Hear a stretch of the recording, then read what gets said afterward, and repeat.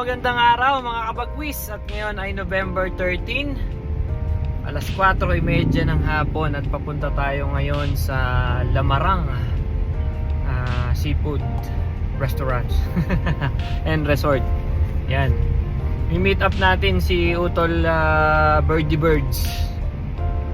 Yan, si brother ang pasimuno ng BBC.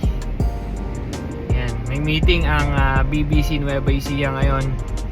Yan, kasama namin yung mga coordinator ng bawat loading station para sa parating na South Derby Race.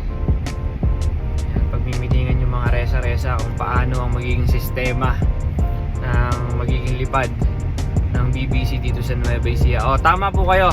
Meron na pong BBC dito sa Nueva Ecija. Sa mga nagpapakalat ng maling issue na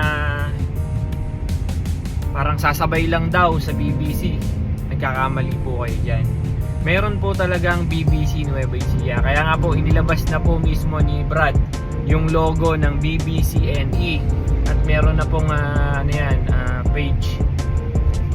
Abangan po natin yung mga lipad po ng BBC dito po sa atin sa Nueva Ecija at suportahan po natin yung mga parating po na palaro ng BBCNE. Siyempre yung ibang loading din po ng BBC. Ayan, mamaya pakita natin.